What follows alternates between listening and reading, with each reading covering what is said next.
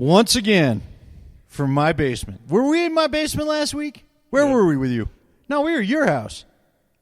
I thought last week we were here, and then the week before we were at my house. Yeah, You're drunk. but you've got the whole studio like almost vibe.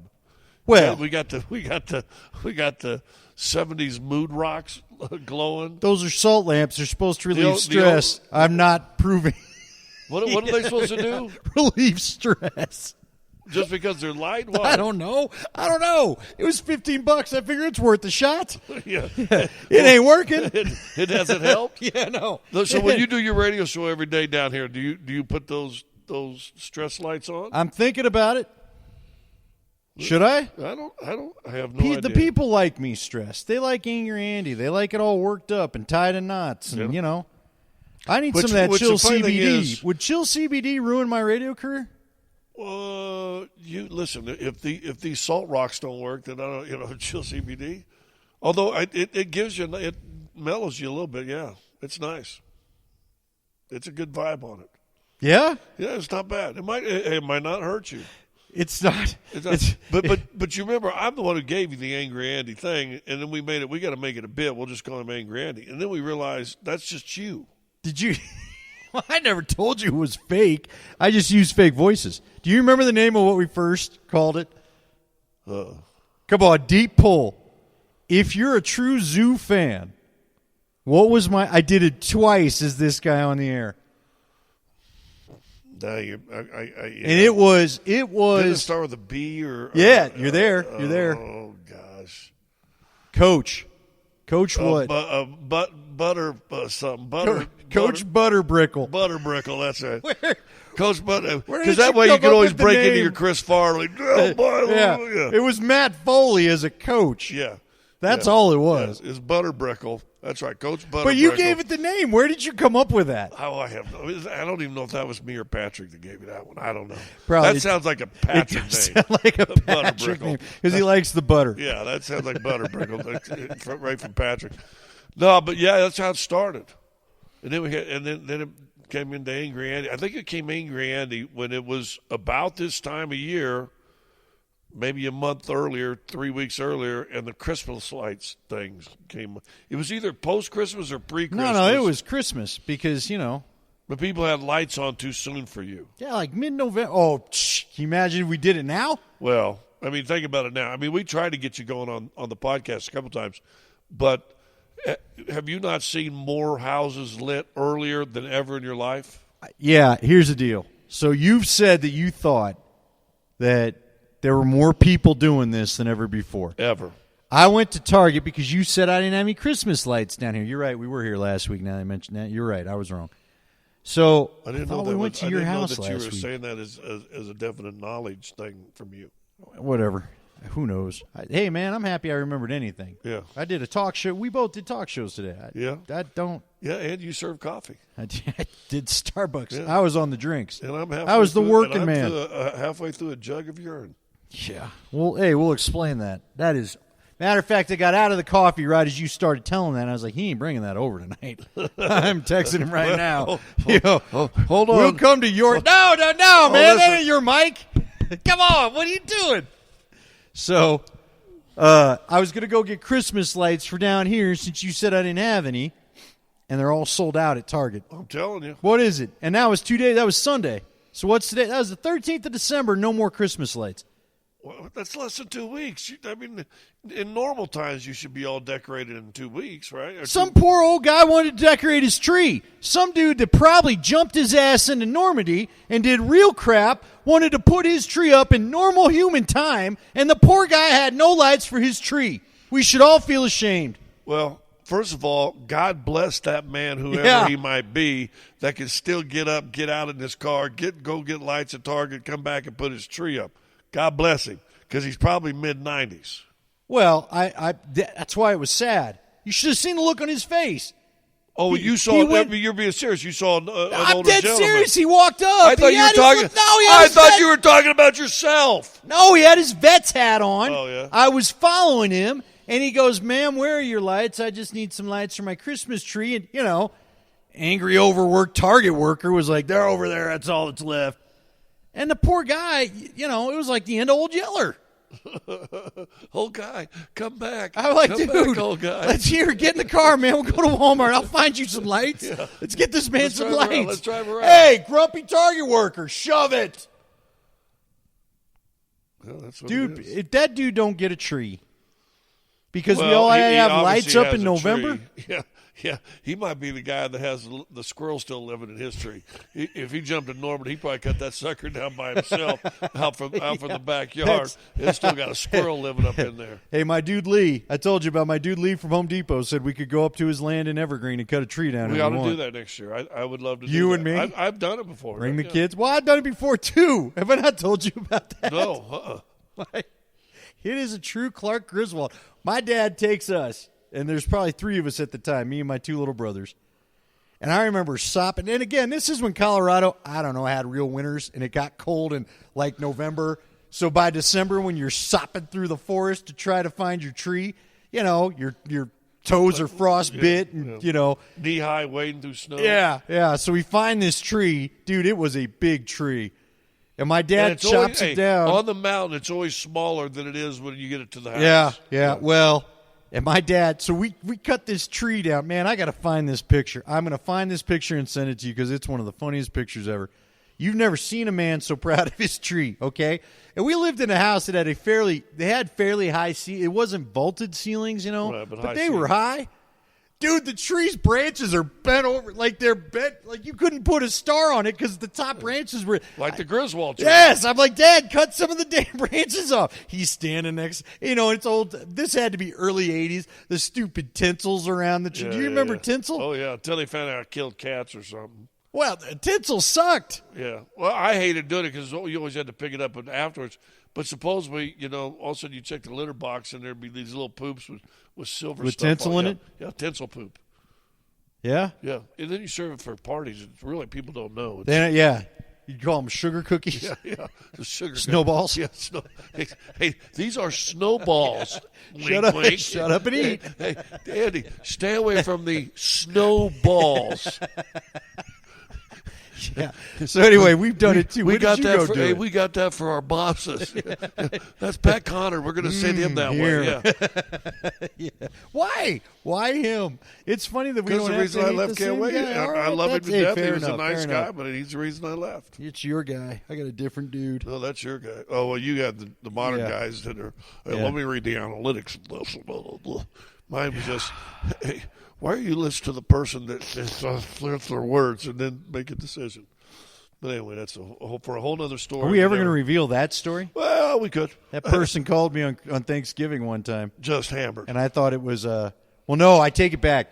That person, hammered, called Mark Johnson, and Mark thought it was me, so he told that person, Andy, shut up. I'm not in the mood.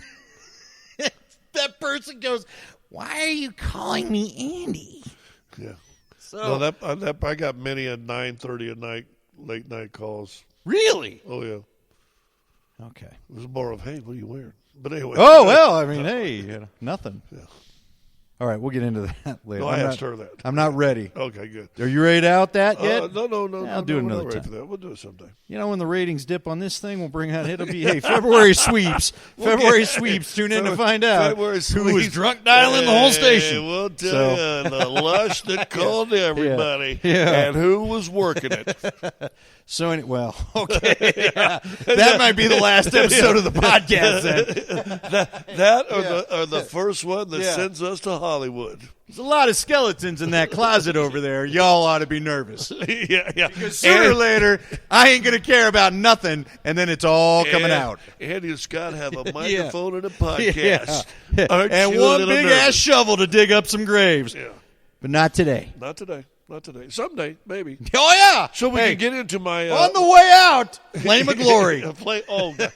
Hey, why not, right? Yeah. So do you want to get into my barrel of urine? Tell everybody why you're walking around with a jug of human urine. It's not human urine. It's just mine. And I don't think that counts. But anyway, I had those kidney stones we talked about and had to have a procedure and got them pulled out. I told you a story about getting the suds bath when I got the stent pulled out. Did I tell you about that? No, man. Oh, so I got You told us you were going to have, and the guy told you it's not comfortable. Or whatever. Yeah. Was he lying? He says you want to be asleep. It's not a real comfortable feeling. So Did you go to sleep? Well, yeah, when they went and got the stones. Well, yeah, but what about the thing? Well, no. Let me tell you now. So they got the stones, and then they put the stent in it. And it turned out the stent was probably, I don't want to brag, but probably about 14 inches of this small plastic tube that went all the way up and curled up inside my kidney. Well, then they got Wait a minute. It went all the way up and curled inside your kidney? No, I saw Hey, real quick, you're not bragging. No, it went in, right? Went up to the bladder, up to sure. The it went in, and it still had ureter. Yeah. It went in, and it still had 11 inches to work with. We're going, hey, we're losing the end of this thing, but no. So anyway, it goes and it had a little string hanging out. I thought it was going to hang out. I thought it was going to hang out the front. A string like a tampon was hanging down. That's what I thought. That's what I thought, that I was going to have a string hanging out for like 3 weeks. I had to have this thing in, and I'm thinking, really, I'm gonna have a string, and I worried about that. It wasn't like that. The string was in my bladder. Okay, thank you. So anyway, but when you get this thing out, well, you're asleep when they put it in, but now you're wide awake when they take it out. Why are you wide awake? Whose idea was that? Because it only takes like 2 or 3 minutes. I don't care. Out. Well, let me tell you. And you know when I'm serious. You're giving me the eye. I'll sit up. Yeah. You're leaning in. Somebody just tell us, I go in the little room. Nurse is in there. You know, everybody looks attractive with a mask on, but she looked like a probably 40-something attractive nurse. A little short, looks like a runner. Okay. She'll just use that kind of reddish hair. The warden's not listening to this, right? No, she never listens. Okay, good. No, I even told her this, though. And I said, hey, you need this rope. Put this, one of those things that tie in the back things. I said, okay. Boom, boom, boom, pull it off. Ding, ding, ding, stick it in the corner, put that thing on. Here, sit back up on this chair right here. I said, okay. She goes, all right, I'm going to have to sterilize you.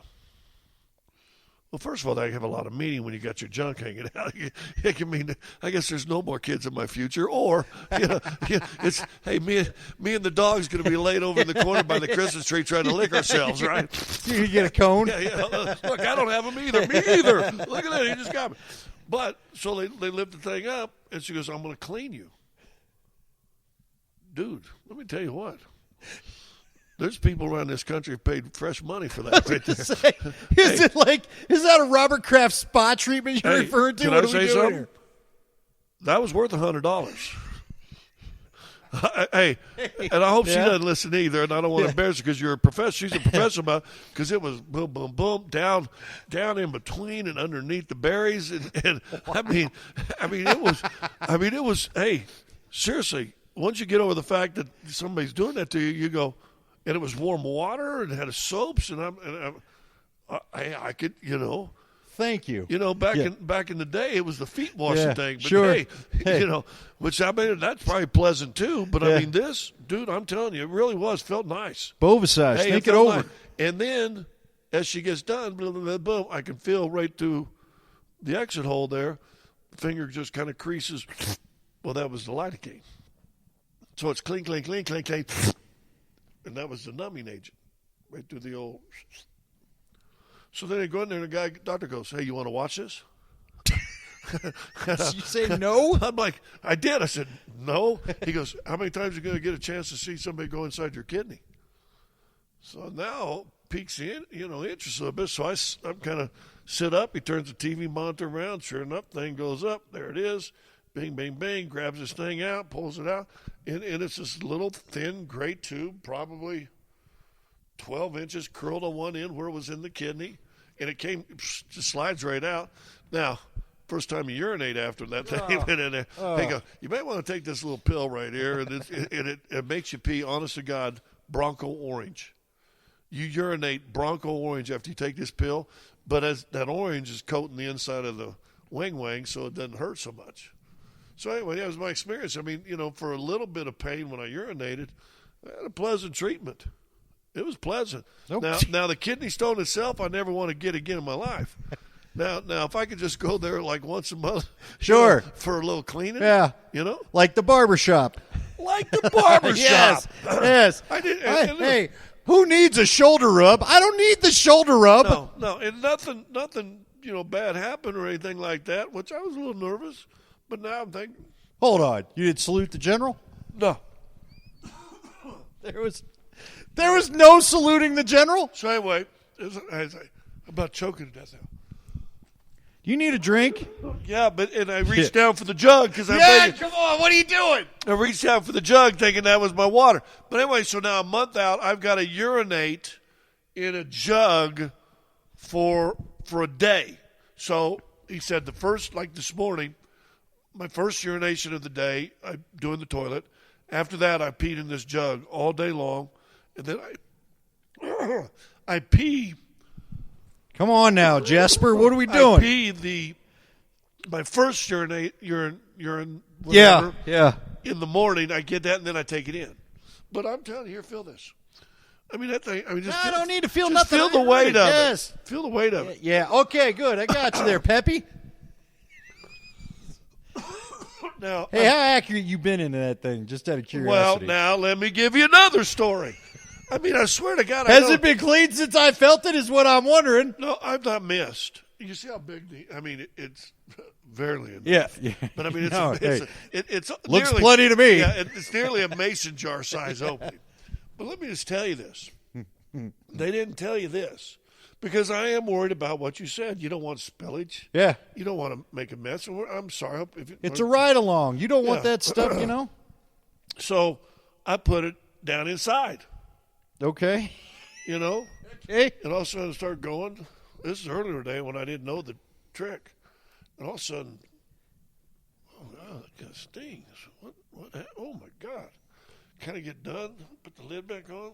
You have to set out in the garage. And all of a sudden, now, do you remember when you're a little boy, you may have soaped up a little too much? Sure, yeah. And you got a little soap on the inside of the whatever that hole is there, it's called. Whatever. Urethra. I don't know. How bad whatever. It burns and stings? Yeah. That was that feeling.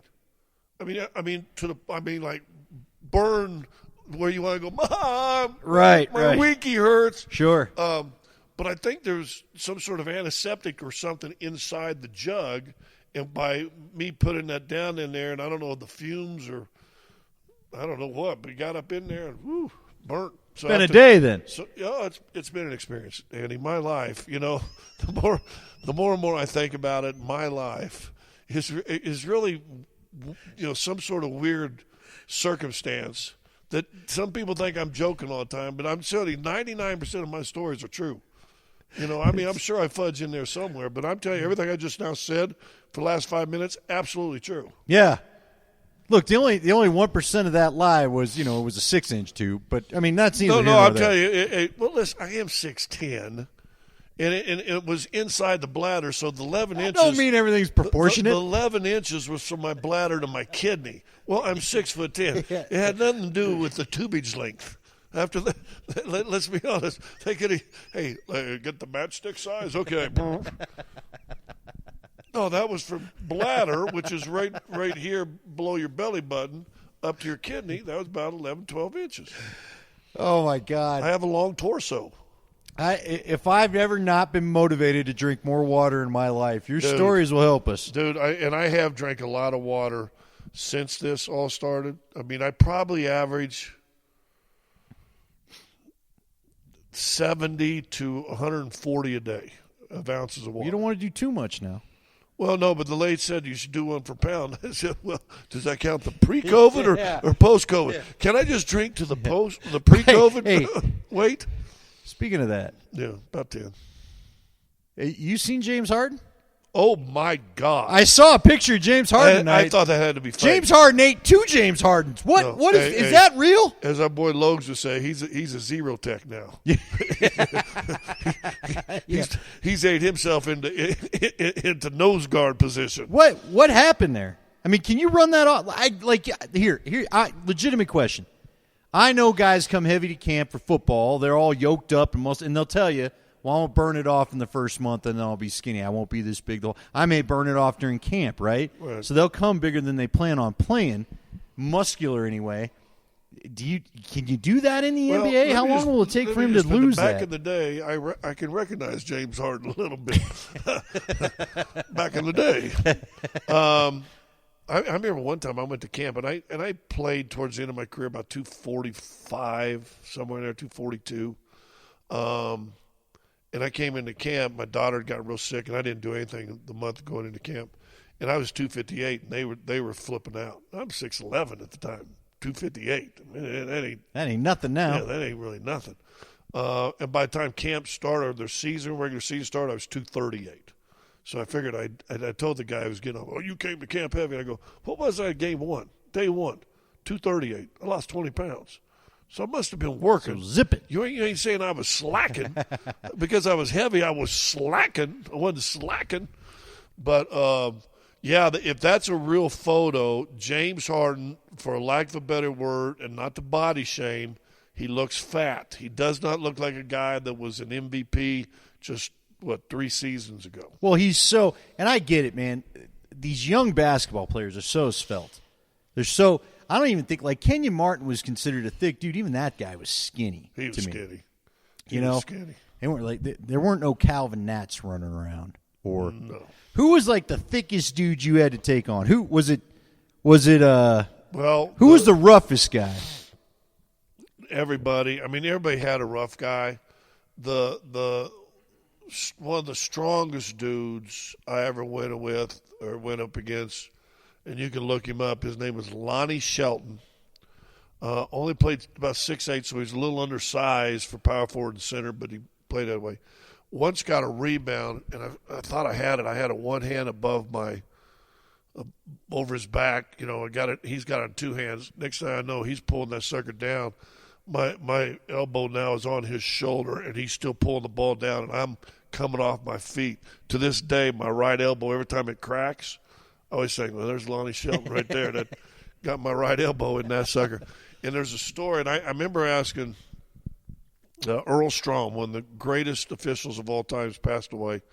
And we were asking one day the toughest guys you ever say. And, some people say Wilt, some people would say that. And he said Lonnie Shelton also. But there was a story, and Lonnie was playing for Cleveland, and he and his wife went to a movie in Cleveland. And a mugger at gunpoint held up he and his wife. And as the story goes, you can imagine your own hand, Lonnie Shelton took the gun away from the guy, beat the hell out of him, sat down on top of him after he pummeled him, reached into his overcoat, told his wife, this for cell phones, go call the cops, reached in his coat, because he was a fairly religious man, pulled out a Bible and started preaching to the dude who tried to rob him with a gun, and he beat his ass, and now he's sitting on top of him preaching to him. Preaching to him. And so, to me, that's not only a physically strong dude. Obviously, he had some strength of character and conviction and whatever. I mean, he could have just shot the dude or whatever. But, yeah, so Lonnie Shelton was probably one of the toughest dudes I've. What about your boy Kevin Willis? I remember when Kevin Willis came here, you told me that was a pretty strong guy. And he wasn't afraid of nothing. He was a strong guy, and he wasn't afraid of nothing. He was skinny, but he was strong.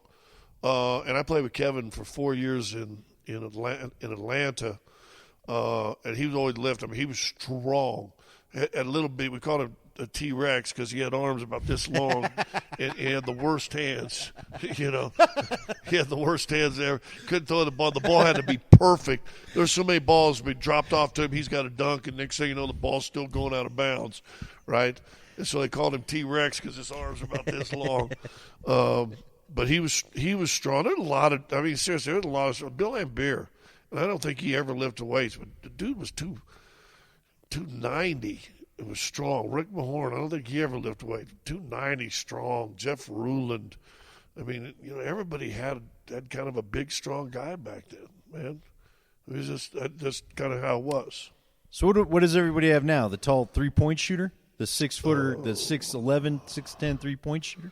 Had we been drinking like we've done in the past, I would have said a bunch of wussies, but I didn't. Well, I don't know. It's more of a finesse game, and not many guys are coming out of college in basketball and have a back to the basket game.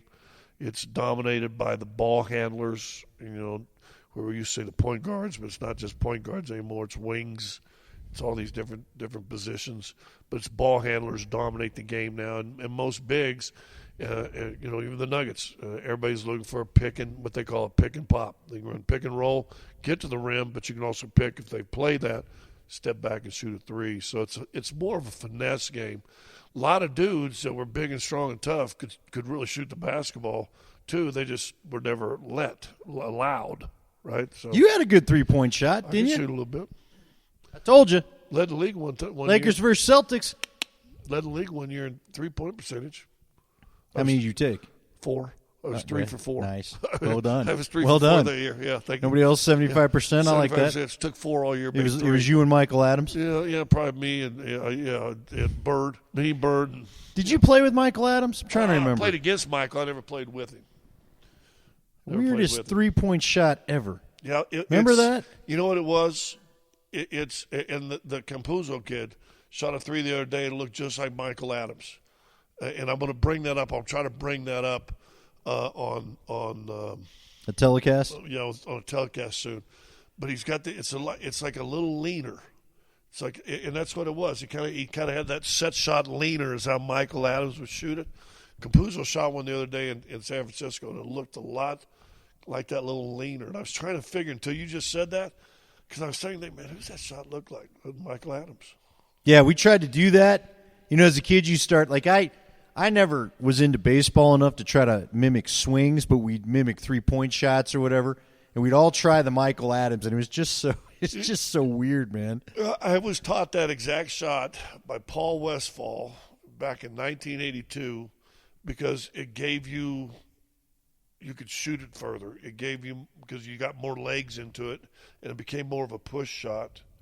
And I got to where I could shoot it pretty good. And then one of the coaches, what are you doing out there? It was Mike Fratello, actually, assistant coach of the Knicks. What are you out there doing? Screwing around before the game. Blah, blah, blah, blah. Shoot this. I said, first of all, I'm being taught that, and I made them. Well, you need to get down on the block, and we're going to. I'm like, so that's the difference with my era. They didn't even want you working on shots. Now, dude, God, who was it? Chris Anderson. They had Chris Anderson, who can't shoot a lick. Had Chris Anderson, Birdman, out working on 3-point shots. I'm like, why are you wasting that time? Yeah. Well, it's Plumlee would work on threes. Why? Well, because that's how they all get paid, right? Well, some do. You got to. Some guys in your era made a living and went team to team. If you had to, being the enforcer and being the rebounder and the scrapper, now they all got to shoot a 3, don't they? Well, if you want to have a skill set to keep you around, be a 3-point shooter. Then they'll always find a home for you. Back in the days, if you would get up and get it after people defensively, they're always going to find a home for you. Or, if you're a guy that's going to get every rebound, they're always going to find a home. But now you're right. I think now, if you can shoot, you can play. All right. There's so many little things that I want to hit on, but Pierre Lacroix, you were playing, right? Or were you in broadcasting when Pierre got here? He passed away. Rest in peace. I heard a little of the promo the day you talked about what a nice man he was, and I had said I wanted to bounce this off you because we had Terry Fry on. I thought Pierre Lacroix set a new bar for what things had to be around here. Is that too? And I feel like that's the outsider. Like, I don't feel like people would want to accept that because he said it pretty quick. He wasn't with one of the long-time established franchises, but he comes in, they win the cup. And what was it, 95? They won? Yeah, 95? first year. 94, 95, or 95, 96? 95, 96. 95, 96. Because the Broncos were going through that 13-3 year where they choked to Jacksonville. Yeah.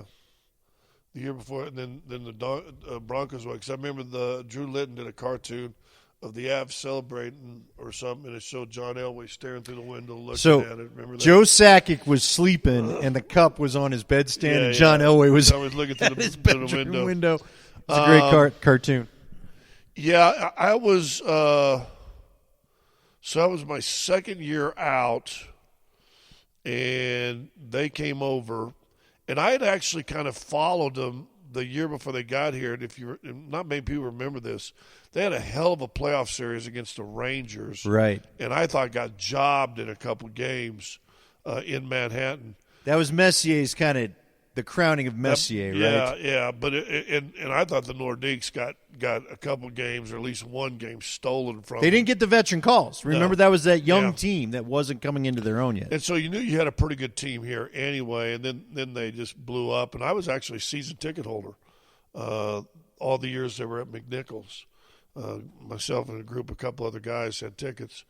We got to go to, back when they sent radio shows, and we actually got to go to Miami and do radio shows for the Stanley Cup down in Miami. Was at the Game 4 when they won in triple overtime. And UE crew, big bomb. Yeah. It was a blast time. But, yeah, he came in. He ingratiated himself to the local media and the town. They had a good team, obviously. They won a Stanley Cup. But they didn't, they were Canadians and people worried about them, and they were French Canadians, most of them, or a lot of them. And there was, there was a weird vibe initially, but Pierre was right there. He'd come on all of our radio shows and do stuff, and the players were so great. It was the first time we realized after you do an interview with the NHL guy, they'd always say, "Hey, thanks for having me on." Or like Logs and I would look at each other and go, "Damn, we ain't had one Bronco ever say that. We ain't ever had one, anybody other than a hockey player." And so it was cool, and the city got into it, and then obviously they win it that first year. He was always good to me, and even though I was doing now the Nugget stuff and some Bronco stuff, I wasn't a hockey guy or anything like that. He was always cool. Anytime you go to an event, you see him. Got to know Joe real well during that time, and I would say we're casual friends. Like before all this COVID stuff, ran into him in a movie theater, and we sat and talked for 5 or 10 minutes. He was taking his kids to a movie or something, and it was a really cool time. It was like I was just getting into this stuff, and the Avs had just come here, and so you feel like you kind of were born with them. And even though I've never called any of the games or done any of that stuff like that, and actually got to be a fan, which was kind of cool too, because 2 years later, I'm working for with and for the Broncos, if you will, still doing the Nugget stuff, still doing the radio. But I got to be a fan of the Avs. That makes sense. In fact, I don't know if you've seen it in my one spare bedroom at the house. I don't have a lot of memorabilia like you, but I have a hockey stick put in one of those big letter boxes, burgundy in the back, Avs little thing on it, and it's signed by every member of that first Stanley Cup championship team. That's really the only memorabilia of sports I've got in my house. Yeah, it was. See, when I think about Pierre and when I think about what he did for the city, because again, I think we all wanted the Broncos to win the first trophy for the town because they were at it for so long. But God, they came in here, and then you go and you get Patrick Waugh, and that'll always be special.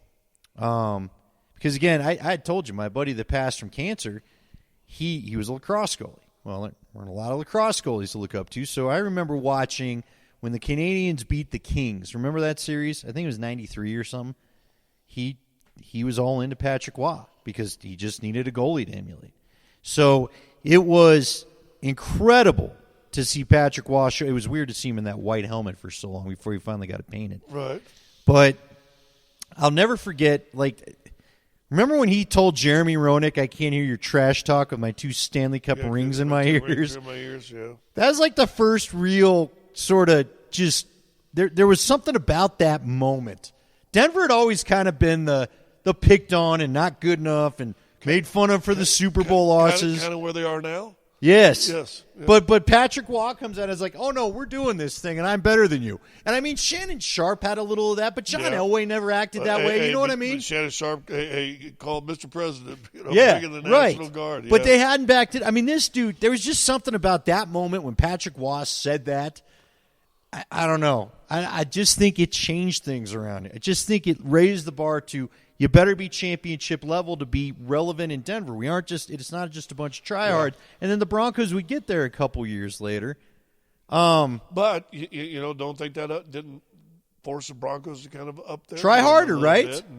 And, might have been the reason that really Wade Phillips wasn't horrible as a head coach here. He's a 500 coach, and back-to-back 8 and 8 years gets fired. So I mean, don't think that maybe some of what the Avs did and jumped up there so quickly, maybe put some pressure for the Broncos to do something. I will say this, because you got to be fair, you got to look at the whole thing. And like I said, he was always great. And when he came back a year or so ago for some reunion, or maybe the Bork thing or whatever, I don't even remember. But once the NHL went to the salary cap and the hard cap, the Avs struggled to find the mesh under the cap. Well, and part of that, like you said, to be fair to tell the story, they absolutely did. But that was because he butchered his minor league system, making all. Remember, Robin Regeer, the great Calgary Flame defenseman, that was an Avs prospect they gave up, I think, in the Theo Fleury trade. Sammy Paulson, who went on to be great for the Ducks, forever. Avs prospect. Okay, he gave up a lot of good players to make the Rob Blake thing happen, to make the. Theo Fleury didn't work out, but he went and got Rob Blake, Ray Bork, Theo Fleury. Those are 3 years of trades. Are you kidding me? Right. You're grabbing the guy at the deadline? Well, what was the two dudes they brought from Anaheim? Paul Correa and Teemu Solana. That went up in flames. That was not good. It did, but god dang, but he tried, right? I remember being on my boys' trip up in Grand Lake, and they came over the announcement, and we're trying to watch the TV channel because are you kidding me? Teemu Solana, they brought him. That was a monster trade. Did you not think when that trade came down, dude, they're going to win it again? Yes, I did too, because they were stacking the scoring at that point. And then one of them got hurt, though. One of those two. Correa he got a concussion and never really played. Yeah. And Solani played, but he was old Teemu Solana, right? Like I feel, you know what he was? He was the Tom Brady, Tampa Bay Bucks version of Teemu Solana for the Avalanche, where that's a good you got no history with the team and your teammates don't care. So let me throw this at you, just for fun. Because neither one of us, we don't do this podcast to rehash what we do on the air all day. So, bigger acquisition because you and I were both here. Patrick Waugh or Peyton Manning? Because they both brought a lot of winning for about the same period of time. But Patrick brought you 2 championships, and Peyton brought you 1. Played for 2. They played for equal number of championships. But you were in the Western Conference Finals with Patrick just about every freaking year.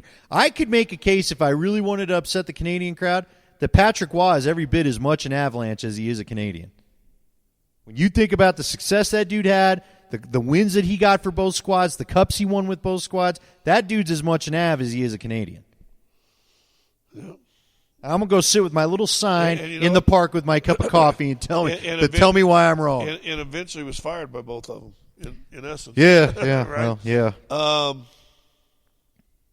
Well, I will say this for America. This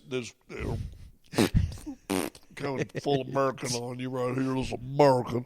Football's a bigger sport in America. I agree.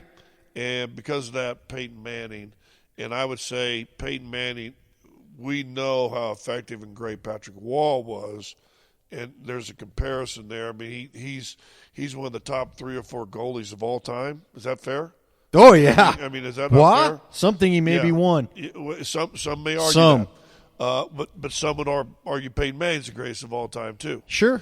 But it's NFL in this country, and even with the Avs, it's Peyton. Let me ask this: Patrick Waugh or John Elway? John was here for so long. I've told you. He was a big acquisition. No, you're right. Trade thing, right? Well, I mean, who's going to top John? John's top dog in the city. I don't care. I don't care how this thing's going. You can be mad as you, disappointed, whatever emotion you want to attach to it. The bottom line is John Elway's doing a better job than he's getting credit for. Well, yeah, okay. Wow, you let journalist boy corrupt you. Look. How's his draft picks done the last 2-3 years? They're getting better. Last 2-3 years? Yeah, they're getting better. There was a long. Hey, man. Here's the thing. Well, let me ask this: does this draft this year have a chance to go down as one of the great Bronco drafts ever? A chance. I hope.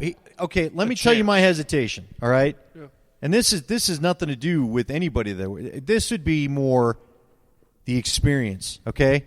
I remember saying this same thing about the Bradley Chubb class a couple years ago, and now some of them are dying off. Look, you can now, but back in the time, because you had Royce Freeman, and it looked like Royce Freeman was going to be really good, and Josie Jewell. Now Josie Jewell's coming around, but it's taken him a minute. People were excited about Isaac Yiadom for a while. That isn't really working out. He's starting to work out for the Giants. But how Yiadom playing for the Giants? Here's what I would tell you. And again, where I struggle with John is I don't like what feels like a chaotic couple of years, okay? That I don't like. But when it comes to the drafts, I'd like to know when he gets influenced away from what seems the obvious choice, okay? And who's doing the influencing.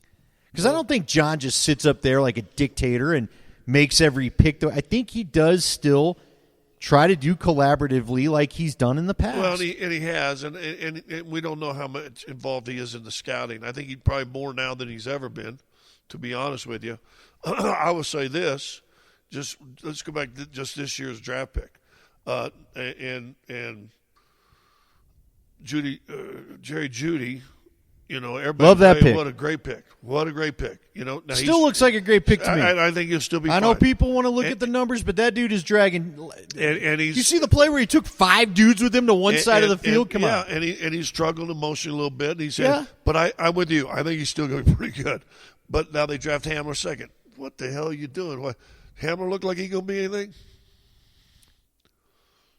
I mean, right? How much of this is recency bias? Because no. I've liked him all the time because I like his speed. Okay, I think one of their problems in the first couple years after Manning, they were a slow. There's no doubt football team, and the NFL has gotten faster and faster and faster. Now you can go get Skeets Nehemiah and put him out a wide receiver. Don't mean you got a good wide receiver. It just means you got a guy that can run a 4.1, right? Right. But and I know recent bias, if you will, but I still think Hamler can play. No, I think there's something to Hamler, but again, when he's sitting there asking guys, "What do I need to do wrong? What do I need to study more? Where am I?"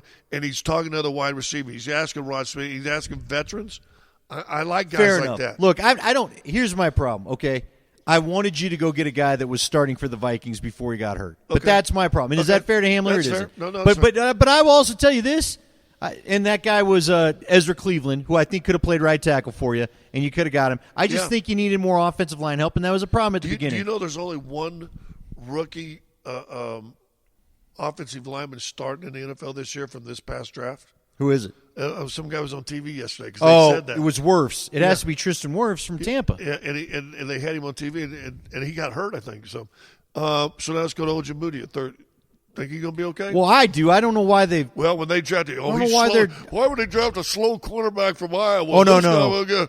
Has he been any good? That wasn't me. That body type is Aqib Talib. But I'm sitting there saying the mass of all these experts. Right. No, I know. And they go, he's a slow guy from. Does he look like he's got a chance to be pretty good? But again, here's the thing. Here's what I don't like. And this isn't just a John thing. The ownership thing has got to get settled somehow. Yes. Okay, it's got to get settled. And whether John and look, do I ever think there's a day where you tell John Elway to go away and not be a part of your organization? I don't. But there are times where I wonder, should someone else just take a fresh look at stuff? No, but I will tell you, look, but it's hard, right? Because Fangio, there's weeks where I think Fangio's really good, and then there's other weeks where I wonder if you're just a D coordinator. Then there's other. Let me finish this, and I'm gonna let you jump in. But I don't want you to get too far away because I don't want to forget. Well, and then there's Pat Shurmur, who, like, you talk about the Hamler thing, and I'm like, well, is this Hamler or is this Shurmur? Do you not know? Like, to me, Shurmur looks like he just in the last 3 weeks figured out you don't have a 3-wide team. You got a 2 tight end team. We were all screaming in camp, you don't have a 3-wide team. Right. Why the hell did it take so long for you to figure this out? And 2 of your better tight ends already got hurt. Right. I mean, they had some depth. If you could have had Okui Boonham this whole time, and you still could have had – I mean, Fan ain't right. We know that. Fan's fighting through the ankle stuff. Yeah, it just frustrates me because how many games could you have won if you'd have just dedicated to the damn run beginning of the year? What were you going to say about ownership? Sorry. This was going to interrupt you.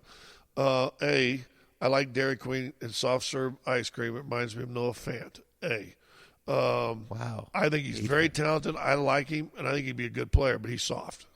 Period. Okay. That's what I think. That's also, if you accused him of that, which is why he was the second one picked. Well, yeah. Well, out of him and Hawkinson. And why? I was going to say, why was Hawkinson playing in Iowa and not him? So, and that was part of the knock on him in there too, right? Yes. Going back to what you're talking about, John Elway, a new face, stuff like this, and we started kind of this path talking about Pierre Lacroix. There came a time when they said the same thing about Pierre Lacroix. You're right. When they went to the, for a while, the salary caps and stuff couldn't figure it out.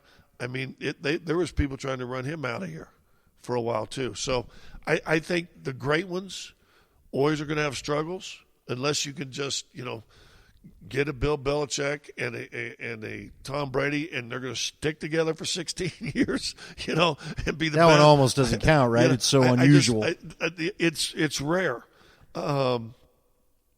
Maybe. And listen, I'm friends with John, and I'm like you. I've been a fan for a long time. I love him to death, and so I will never get in the bandwagon to get rid of him. Could he bring other people in? Yeah, that's fine, whatever. Does he need still to be accountable? Absolutely. I mean, 'cause that's what you get paid to do. Look, I don't enjoy talking this way. I told you that dude feels like an extended part of the family. That's why nobody will ever top him. We watched him battle to bring this town a championship, and I believe John is still trying to do. I think John is still trying to manage this team to a championship and fight just as hard every day as he can. The problem is, at times it doesn't feel like you're working. I didn't say that right. It's working. Yeah. Because again, if you go switching coaches and all that stuff, which who knows? But you and I both know we feel this way now. You go get curb stomped by Buffalo, what are we all going to be saying next week? Well, maybe so, but I'll just say this, and it still comes down to number 3. Well, I agree. Because what we saw last week in his best game ever, a guy that for the majority of the game went under, run and I said this on the show, and if you watch it, go back and watch the film. 3 of the 4 touchdown passes, they had Philip Lindsay in that they played action with Philip Lindsay. And one of the reasons that worked is because the only time Philip Lindsay gets in, they run the football. And it's almost to the point where Philip Lindsay's getting crushed. Started the game in that game. First down, hand it off. That's Philip Lindsay. Boom. Gets hit, smashed in the mouth, a yard behind the line of scrimmage. Well, that guy's too fast to get hit behind the yard of scrimmage. That means everybody knows what's coming. And all of a sudden they start figuring out, and all of a sudden Drew Lock starts hitting the tight ends. Hell, they actually passed 2 of them to Philip Lindsay, which was a season high in passes to him, right? And all of a sudden everything opens up outside later, right? All of a sudden the one pass to Hamler down the right sideline, if you go back and look at the safety, all of a sudden cheats in. Wonder why? Because the tight end's been kicking their ass across the middle. See, right? It comes to Drew Lock. And I don't know, and I've been on Shermer too, so I don't know. How do we know that if Drew Lock 5 weeks ago had decided, I'm going to hit the underneath guys, that we wouldn't have said anything about Shermer and his play calling? You're right. That's the problem with this. Here's the thing. So, and to your point, I want to back it up because Eddie Royal was on our show today, and Eddie said on the long touchdown to Hamler, because, again, where I get a little leery is they let him run through the secondary, which Buffalo ain't going to let you go running free through their secondary. You have to fight some guys off, okay? But Eddie said there was a short route. Drew looked at it, safety bit up. All sorts of so hopefully it clicks with Drew. This is why we do this. Kyle Shanahan talks about it. Our boy Stink tells me. Kyle Shanahan talks about, you know what? I get a good look maybe 3 times a game. I don't take it right away. I save it. I make him get in that look again. I make him buy that it's the short, that it's the conservative. So I have that when I need it, and we're going to hit it at a big momentum moment. You and I both know you don't need that necessarily first thing in the game. You may need it later in the game. And that's the old match play golf ploy in reverse, in that the first 4, 5, 6, 7, 8 holes maybe, guy hits it up to about 3 or 4 feet, you just hit it back to him and say, hey, that's good. Hey, that's good. Hey, that's good. Also, you get about up 9 and the match is still tied. You don't say nothing. Yeah. All of a sudden, the guy go, oh, shoot, I got to putt this thing. And all of a sudden, you go, damn, I ain't had to make a 4-foot putt all day. And all of a sudden, you stand over there going, dude, if I miss this, I lose the hole. Yeah. And it's the psychology of it, and that's exactly right. Yeah, you could take shots all day long if you want to, every time. And I said this thing, and after watching Buffalo play, that's Josh Allen's issue too. And he's starting to slowly figure it out. Figured it out against Pittsburgh, didn't he? Started hitting those little underneath crossing routes, and all of a sudden he wants to drop one long, drop it. Baker Mayfield, he learned that a little bit. How about the touchdown that tied the game back in the second drive with 6 minutes to go, or the second time they got it under 6 minutes? It was a freaking running back that scored the touchdown out in the flats, right? Hit Hunt and also dives in for a touch. Baker Mayfield had the same Drew Lock issues too. Oh, yeah. Let me go long, let me go. And so I'm wondering if it's this era of young quarterbacks like the Josh Allens and the Baker Mayfields, and they've got this arrogance, confident cockiness about them that they don't understand that's not how you win in the NFL. Seeing again, so it's hard for me because I really want to like Drew Lock. I do. Because you know what? I don't care who I don't care who the quarterback is. I want good football. Yeah. I want to do post-game shows or we're talking about playoff chances. I don't want to lament and should we get a draft pick and does this win? I'm tired of talking. I've been talking that shit for 3 years, quite honest with you. I don't care. I don't care. But between the mom thing still kind of bugs me. And here's what kind of bugged me about this week. And all I want Drew to do is just, and you know this, we all got to learn this. Hey, man, shut up for a minute, okay? He got on that Zoom call. You guys played the cut. I heard it on your show first. Well, Rippon was telling me I'm a great player, and Sherm was dude, if you're a great player, other people will say it for you. Please stop telling us someone told you were a great player, man. Don't talk like that. It drives me crazy. And I know it's not the hip thing to say, and people have been shamed over the last year because of it, but that's a very millennial thing now. Well, it's the hey, look at me. It's a hey, I would do this, and it's a me generation, man. I'm just telling you. No, I feel you, but you know what millennial I love? Let me tell you what millennial I love watching, and I hate this. I'm gonna throw up after I say it.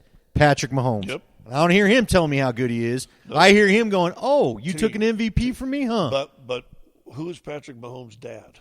A pro athlete. A pro athlete. Frankly, I don't hear Lamar Jackson telling me how great he is either. Does Deshaun Watson tell you how great? The guys that got it just kind of let other people tell you about it. Don't tell me about it you know what I mean? Yeah. We'll talk about it. Right. Just don't, but it just was the. Well, and go back to Patrick Mahomes. How many short passes he throw a game?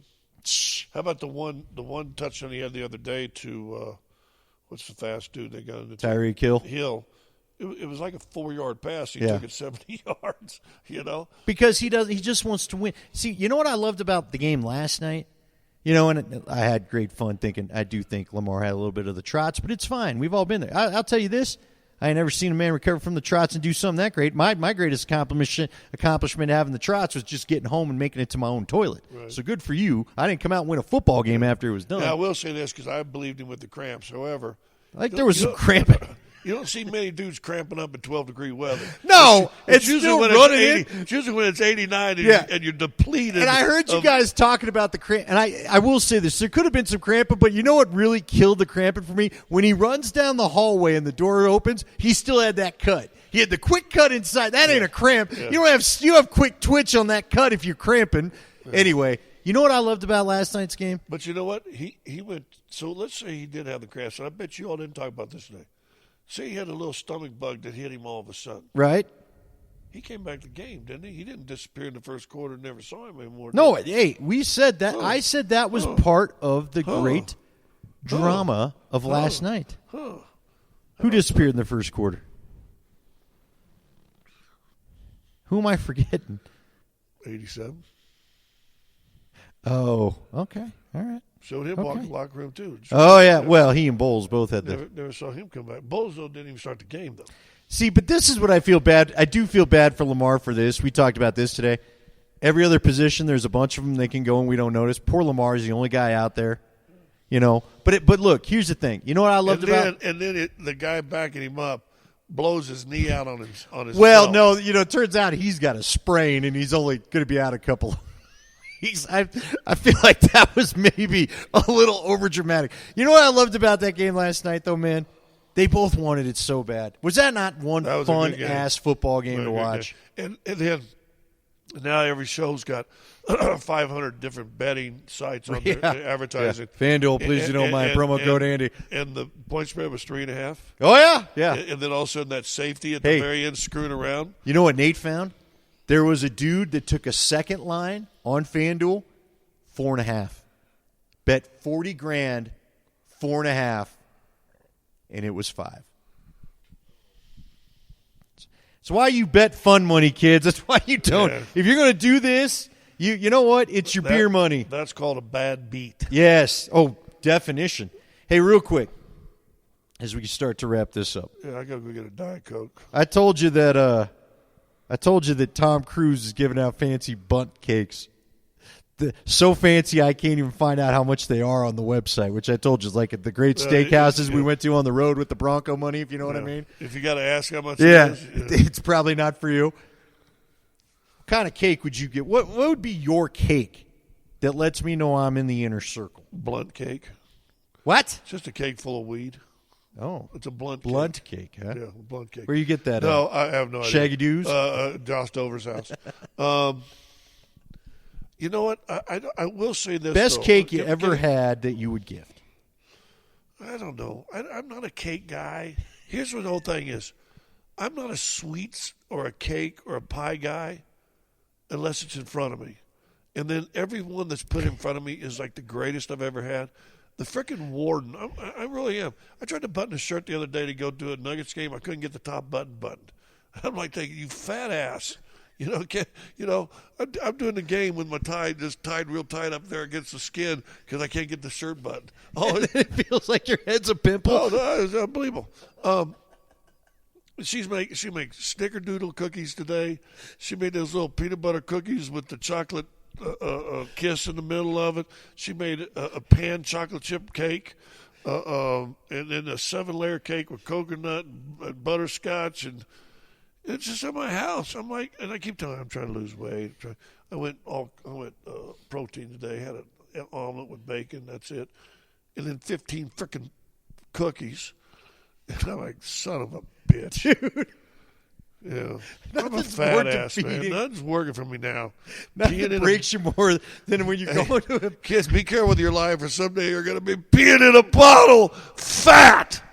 Dude, when you can't button the collar for your tie, there's no more defeating moment. And you're older, and you got no time to go get a new shirt. Oh. You got to wear your fat ass necktie. Then you're half choking yourself the whole time. Oh, I've been there. I have been there. Yeah. Well, I was there just 2 days ago. Be there tomorrow. I remember the last year I was traveling with the Broncos where the suits wasn't fitting the same way. And, I was like, maybe I'll just go throw myself in the Gulf. Maybe we'll just give this up. I'm at Starbucks now. You want to talk about Sweets Ahoy? I'm making my own damn drink. It ain't even on the menu. You could just drink coffee. No, that's all right. No. So we got this Irish cream stuff that I'm making out Frappuccino You're the out most of. fake Irish guy in the history of Irish guys. How am I fake? Because I guess your family, do you have some lineage? I'm not. Yeah, it's all on my mom's side. Hey, dumbass, I got my card hacked this week because apparently they just got told by my credit union, maybe quit going to the gas scanners because that's where they're skimming your card data so that I could get hacked. So if you think I'm giving you my mom's maiden name on a podcast, you're drunk. Well, what? You always act like this Irish this is Irish this. You had a chance to get a Celtic tattoo once and you backed down. Because the guy doing the tattooing looked like a tool. Not then he didn't. He looked like the guy that did the 7 guys in front of you. Yeah, and I was like, oh, this ain't going to go well. I was out in the waiting room as you two were doing it. He didn't get a tattoo that day because he didn't think his wife would yeah, I didn't think that would be good either. No, it wasn't so much about that. It was the money I was about to spend on it. Home and she goes, that would have been cool. Why didn't Oh, no, you it was get on the phone that night while you guys were sealing it with each other. Yeah. Smacking drinking beer and slapping tattoos all And night. it was all funny till you woke up with a throbbing, yeah. a heartbeat in your arm because you slapped the tattoo 1,000 times. Yeah, we really did, didn't we? Yeah, you slapped the bag a few times. Is that it? You about done? I'm good. I got other stories I can tell you for that trip, but I don't What? want to. What stories? I don't want to. We drove home that night. We were all right. Oh, Kitty? yeah, you weren't all right. I wasn't driving. No, I was aware. I was in the other car with Stout and Patrick going, oh, my friends. I'm the guy in the passenger seat pulling but they dude, that's called a wall. Yeah. So we won't get into that because we were all. Yeah, that was the night we were at a club, and I walked up to get Kenny, and the girl he was talking to, was like, "Oh, my boyfriend's here." He's like, "No, I can't pretend I'm your boyfriend. I'm coming to get him. I'm coming to get him. He knows." And I'm his then boyfriend. He wasn't real happy. He just said, "I'm his boyfriend." Gave him a big kiss. Yeah, give him a big. It's all kiss. right, we're leaving. Yeah. Oh well. All right, That's it. Yeah, that was a bummer ending, wasn't it? You want to tell a happy story real quick? I don't have a happy story, Andy. I'm peeing in a can or in a tub. I have a tub I'm carrying in around. your garage. I'm carrying around. I will say this, though, honest to God. For guys over 50, being able to carry a big, giant plastic jug around that you can pee in at any time you want, like maybe that's how I end. Maybe we end the show and we just hear the audio of urine going into my tub. No. We could do that. No. Because that ain't your mic. Hey, no. Here, Splash pit. No. And with that, well, we're going to talk to you next week, and then we're going to take a little Christmas break, right? You know what was the great North, whatever the show from SNL, not SNL, but the McKenzie brothers, Northern Exposure. Right? They'd always do that. They start off. We just start ours off with do do do do. Just tap the tub. You know, hey. Slap the bag or tap the tub. Tapping the tub here, boss. Tapping the tub. And with Shaking that, the bush. we say goodnight.